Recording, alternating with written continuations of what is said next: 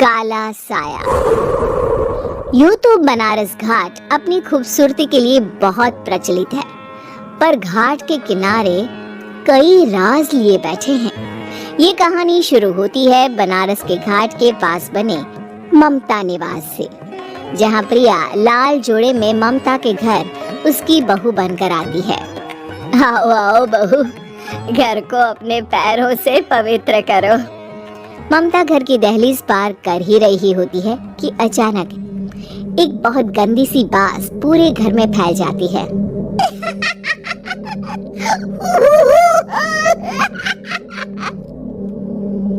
ये बदबू और ये आवाजें, ये कौन हंस रहा है माँ?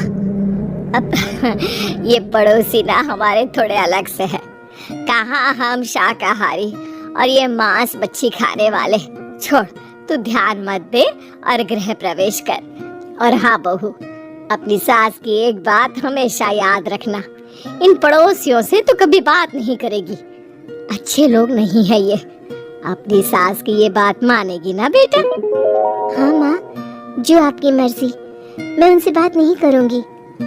अगले दिन प्रिया अपनी पहली रसोई बनाने रसोई घर में जाती है।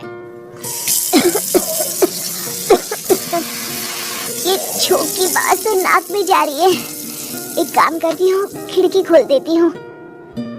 प्रिया खिड़की खोलने जाती है।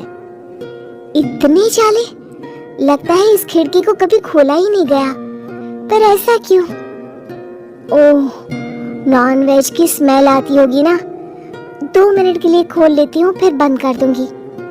प्रिया खिड़की खोलती है। खिड़की खोलते ही उसकी नजर सामने वाले घर की खिड़की पर पड़ती है, जहाँ एक लड़की खड़ी होती है। हाथों में मेहंदी, लाल रंग की साड़ी, बिल्कुल सजी धजी, मानो प्रिया की तरह ही वो भी नई नवेली बहू हो। वो प्रिया को देखकर मुस्कुराती है। हे भगवान, माँ ने तो इनसे बात करने को मना किया था। प्रिया फौरन ही खिड़की बंद कर देती है और तवे पर चढ़े रोटी की ओर देखने लगती है, पर वहाँ रोटी न होकर मछली पड़ी होती है। ये क्या? पहली ही रसोई में इतनी बड़ी गलती! हे भगवान, अब मैं क्या करूं? प्रिया बहुत डर जाती है और फौरन रसोई की सफाई करने और फिर सभी के लिए खाना बनाने लग जाती है। जब वो सबको खाना परोसती है, सब तो ठीक है, मैं बेकार में चिंता कर रही थी। हे भगवान, ऐसे ही बस अपनी कृपा बनाए रखना। रात के वक्त जब सब सो रहे होते हैं, तब प्रिया को पायल की आवाज सुनाई देती है, जिससे उसकी आंख खुल जाती है। ये पायल की आवाज कहाँ से आ रही है? प्रिया उठकर उस आवाज के पीछे छत की सीढ़ियों तक जाती है। तभी उसे बच्चे के रोने की आवाज आती है। प्रिया छत पर जाती है तो क्या देखती है? वही लाल साड़ी वाली लड़की अपनी गोद में एक नवजात बच्चे को घुमा घुमा कर सुला रही है। तभी प्रिया की नजर उसके पेट पर पड़ती है। ओह गॉड, ये तो प्रेग्नेंट भी है। सुनिए, बच्चा सो नहीं रहा है क्या? मैं कुछ मदद करूं? नहीं नहीं, आपके घर वालों को अच्छा नहीं लगेगा, मैं संभाल लूंगी। स्नेहा की गोद से बच्चा हाथ मारकर प्रिया की गोद में आने को छटपटाने लगता है। दोनों घर अगल बगल में बने होने के कारण प्रिया उस बच्चे को गोद में ले लेती है। प्रिया के पास आते ही वो सो जाता है। बच्चे का वो स्पर्श रात भर प्रिया भूल नहीं पाती और अगली सुबह वो छत पर कपड़े सुखा रही होती है। तभी उसे एक औरत इशारा करके बुलाती है। स्नेहा कह रही थी बाबू तुम्हारी गोद में आते ही सो गया। मैं गौरी, स्नेहा की माँ हूँ। बहू, घर आना, बाबू को खिला भी लेना। शाम को जब घर पर कोई नहीं रहता, बच्चे से मिलने के लिए प्रिया छिपकर अपनी पड़ोसन के घर चली जाती है और कुछ देर बच्चे को खिलाकर वापस लौट आती है। इसके कुछ दिन बाद ही प्रिया को पता चलता है कि वो माँ बनने वाली है। ममता की खुशी का ठिकाना नहीं रहता।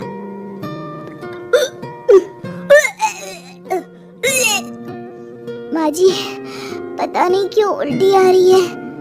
प्रिया भागती हुई वॉशरूम में जाती है तो हरे और लाल रंग की उल्टी करती है। उस उल्टी में से कीड़े निकलते हैं। ये क्या? खून और ये कीड़े! माँ! माँ! प्रिया की आवाज सुनकर ममता दौड़ कर आती है, पर बेसिन में कुछ नहीं होता। प्रिया हक्की बक्की रह जाती है। ये सब क्या हो रहा है?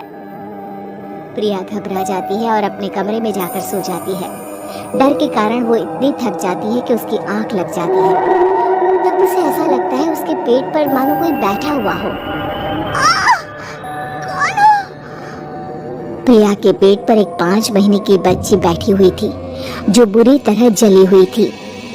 माँ, तुम ही मुझे लाई ना अपने पेट में?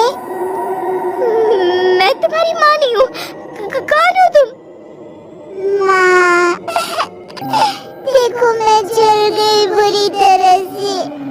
6 महीने पेट में रहने को भी मुझे नहीं मिला। सहला दो ना माँ।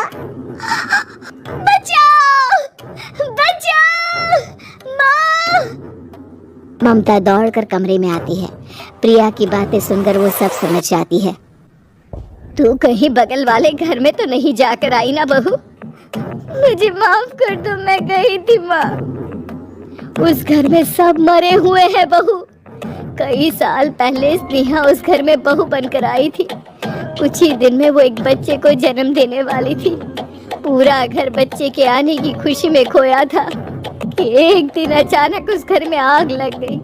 सब बुरी तरह जलकर मर गए। गौरी आज भी दादी बनने का इंतजार कर रही है और इसीलिए स्नेहा ने अपना अजन्मा बच्चा तुम्हारी कोख में डाल दिया। ममता ये कह रही होती कि पीछे से उसके पैरों को एक बच्चा पकड़ लेता है। दादी, दादी। माँ, स्नेहा की गोद में यही बच्चा था। ये बच्चा कौन है फिर? तेरी मौत है। तेरी भी दादी। जिस चीज का ममता को डर था वही हो गया।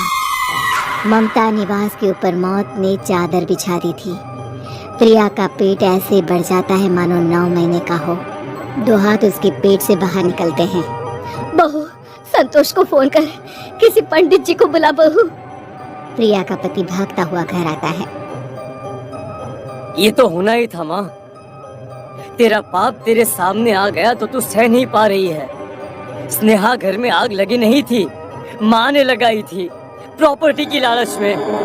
और वो बच्चा मेरी पहली पत्नी का बच्चा है, मेरा बेटा, जो कि उस आग की चपेट का शिकार हो गया था।